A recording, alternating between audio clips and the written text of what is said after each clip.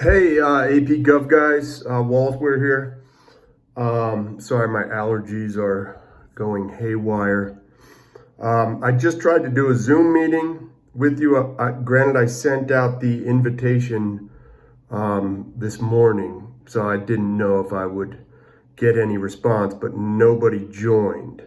So if you tried to join and couldn't, please email me because I am just uh, an imbecile with this online meeting stuff. But I did have a successful Zoom meeting the other day, which with my AP Euro guys, which I would like to get. No, I think what I'm gonna do is I think next week I'm gonna just kind of try and Zoom every class and back off on some of the videos and just have kids asking questions and stuff like that. Anyway, kind of finishing up on what we were kind of talking about with SCOTUS, the Supreme Court. We've been through how SCOTUS is created. We've been through the process by which SCOTUS makes decisions, and how they present opinions. We've talked about the idea of precedent, how the Supreme Court of the United States establishes precedent, and it doesn't mean that that precedent is 100%, but it means that that precedent is pretty darn close to 100%. 60% of the time it works every time. Anyway, it's a little anchor man for you. Anyway, I want to look at a couple cases. You guys have done some cases, and then with this video, there's another assignment for you. So let's take a look. I mean, I touched on some of the free speech stuff. Some of the stuff that comes up on AP are things like Tinker v. Des Moines in 1968. And as you guys probably figured out, this was 1968. Vietnam War is raging. You also have the Democratic Convention in Chicago. There is a lot of pushback against the United States government's role in Vietnam, which is, there's a lot more to that you've probably learned in U.S. history. But the students were wanting to wear black armbands to their school in protest. And the school board was like, no, you can't do that. But the Supreme Court said that those black armbands were in fact covered by freedom of speech. First Amendment's an interesting,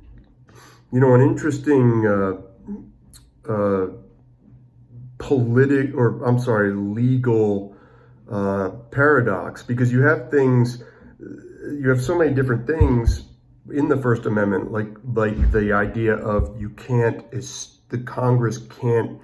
government can't establish religion, but can't block religion. So, and this is where you get things like, remember I talked to you about that Lemon Law, in which if you want to get funds, you want to get reimbursed for stuff you spend at a parochial school, you must have a Lemon standard, which is that money was not spent on religion. And there's your establishment clause. And that's why this is such an important part of our of our government, because it's not that easy to understand the Constitution. You'll have strict constitutionalists that are like, well, blah blah. Well, yeah, that's fine. The first day the Constitution was created, it might have been a little more cut and dry, but when you have 200 plus years of court precedent, that makes it a little more difficult. In something like Schenck versus the United States in 1920, I believe. I know it's World War I related, and you have an individual. It is demonstrated that You don't have freedom of speech when it comes to, in wartime, having passing out these flyers. The government can restrict your freedom of speech. And remember, I talked a bit about the Alien and Sedition Acts, although those are straight unconstitutional, and I don't think those were ever challenged in the courts. Nor was Lincoln's suspension of habeas corpus, which that's pretty freaking unconstitutional. But both of these are at wartime. That's the key here. Schenck versus the United States is at wartime. Alien and Sedition were at, sort of war. Britain and France are at war, and we're trying to prevent ourselves from getting involved on one side or another. And then you have this Tinker versus Des Moines, and it's wartime, but they are allowed to wear their black armbands. So that's really important because that shows you three cases that are taking place in the midst of military activity. One of them, the form of protest is cool. The other two, it's really not the case. Although I don't know why I said three. I mean, Schenck is you don't have your First Amendment rights, and Tinker versus Des Moines, you do have your First Amendment rights. Now, the fundamental difference between these two is wearing the black armbands really does not affect the United States, our ability to carry out the war.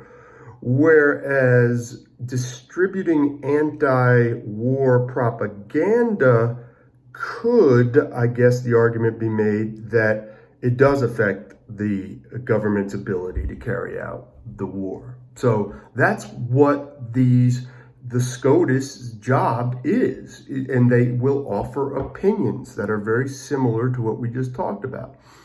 Let's talk a little about the Fourth Amendment and search and seizure, only because Wolf versus Colorado in 1949 is like the big case in which they say that you have protections against search and seizure because of the due process clause of the 14th Amendment. So the state of Colorado, and it was a dude who had, I think it was his house, searched, and he was like, you can't do that. And there was no warrant, and that's where Wolf versus Colorado comes from. Let me see, and that's the Fourth Amendment search and seizure. I'm sorry. What else do I have? Miranda versus Arizona in 1966. Okay. This is our Fifth Amendment, which is, remember, you plead the Fifth. Well, the Fifth Amendment guards you against self-incrimination. So you may have heard the read him his rights, on all the cop shows. You got him? Yeah, read him his rights. I watch Cops religiously, and it's like the greatest show. I honestly think that's one of the greatest shows of all time. I'm a big fan of Alaskan State Troopers too. That's solid. The new one that's like 24-hour PD, I can get into that too. I just like how it dives into like this part of our, social paradigm that we don't get to see much. Anyway, Miranda is you can't self-incriminate, so you have the right to an attorney. If you cannot afford attorney, the whole. If you've ever been Mirandized, which I hope you haven't, it's you have a right to remain silent. Anything you say can and will be used against you in a court of law. You have a right to an attorney. If you cannot afford one will be provided for you. I might be revealing a bit about myself by knowing Miranda so well. Whatever. But that's a Fifth Amendment, self-incrimination. Let's go to Gideon versus Wainwright, 1963. In that Mirandizing element, okay, Gideon versus Wainwright is where if you are being tried, okay, if you can't afford an attorney, the United States or the state has the obligation to provide an attorney for you, okay, which overturned a case. Oh God, what's the case? It overturned a case, something to do with it overturned a case that said that didn't have to happen, that you had to, represent yourself or, find someone. No. Gideon versus Wainwright, 1963, explicitly says that if you cannot afford an attorney, the state or the federal government will. Okay. So there's the Sixth Amendment. The right to an attorney is a part of that. We get to the Eighth Amendment, which is cruel and unusual punishment, and we get Furman versus Georgia, 1972. And in Furman versus Georgia, the court ruled that the Georgia death penalty, as it stood at the time, was unconstitutional because they were applying it arbitrarily, meaning that one of the problems with the death penalty, and we're moving into civil rights at this point, and SCOTUS is obviously massive when it comes to civil rights. But one of the problems with the death penalty is the fact that there's a disproportionate number of non-white people on death row. Okay? And when you have a disproportionate number like that, now there's a million reasons for how this occurs. Okay? I don't live in an area where the possibility of using a firearm is a very real possibility for me, or the possibility of encountering gun violence is a very real possibility for me. I don't live in that area. If you go to certain inner cities, I grew up right around Newark, New Jersey, that there's a different reality there.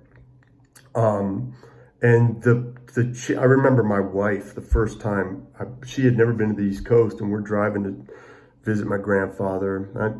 You've probably heard this before, but we're driving to visit my grandfather, and he stayed in downtown Newark till the time he was no longer able to take care of himself when he was 90.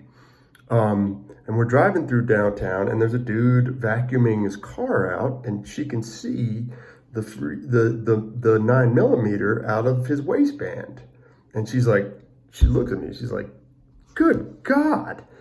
Because I had tried to prepare her.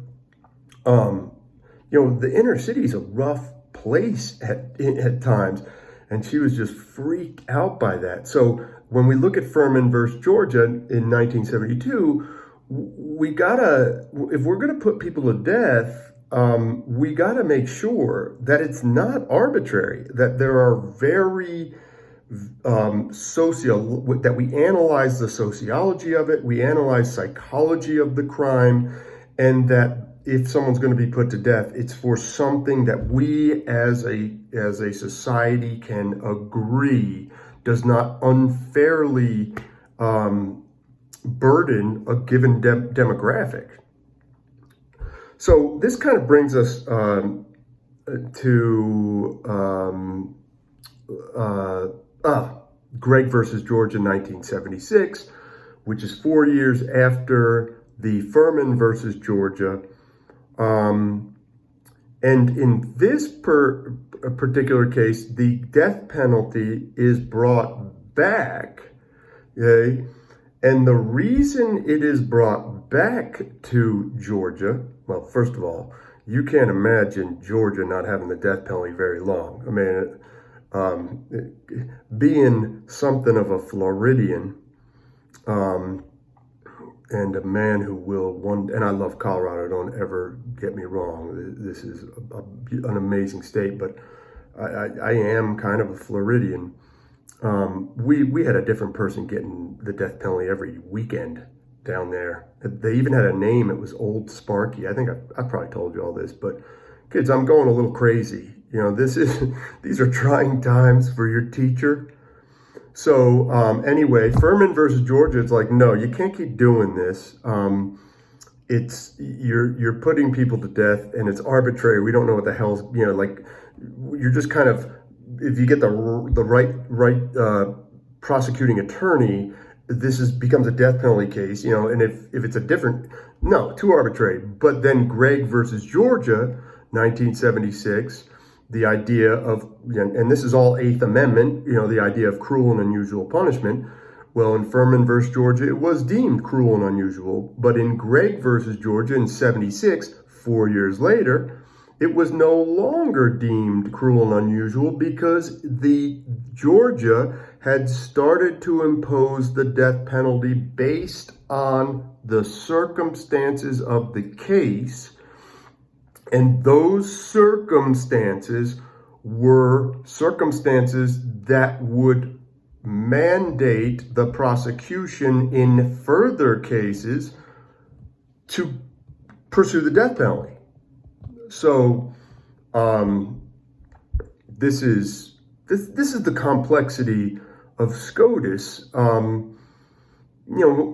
Think about something like Roe versus Wade, which ironically, Roe versus Wade is not a case where, and I want to say it doesn't necessarily legalize abortion in the opinion of the court. What it does, and this is not me putting any kind of, look, this is a case we study. It's AP government. It's on the test. So there's no, I'm just analyzing it from a litigious perspective. Roe versus Wade, despite the fact that the Constitution doesn't really have an area that deals with privacy or a right to privacy,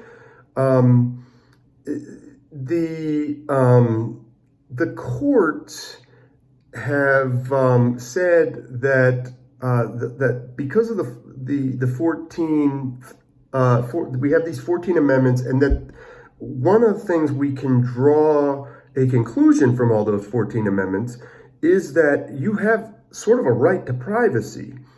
And Roe versus Wade in 73 is simply a continuation of the court's recognition of the constitutional right to privacy. And the court created that right to privacy through its interpretation of the 14th Amendment, or the 14 Amendments. Okay?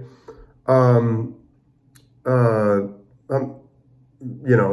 primarily it's the first, third, fourth, ninth, and 14th.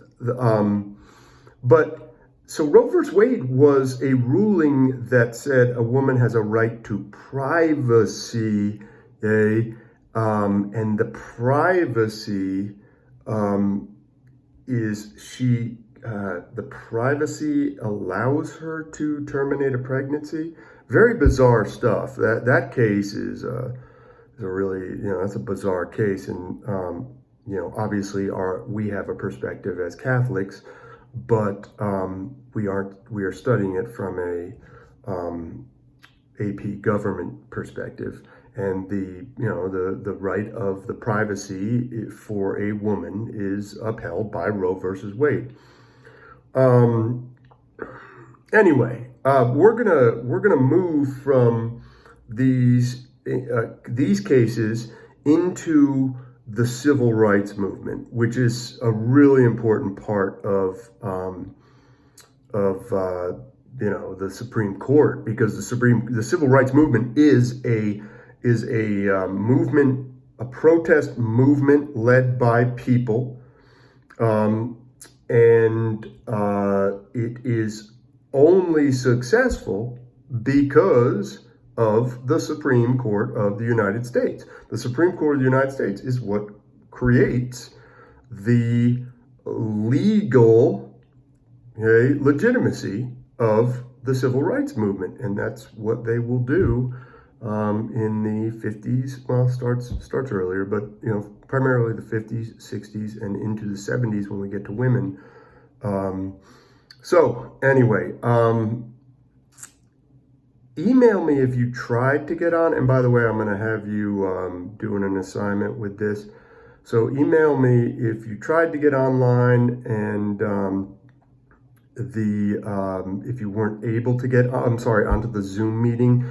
Email me if you didn't get a Zoom invite. I thought I sent it to the whole class. And because nobody showed up, so I'm worried that I screwed up. So I'd appreciate it if you would let me know if I screwed up. Anyway, peace, guys. Keep studying and keep doing those assignments. Keep kicking ass.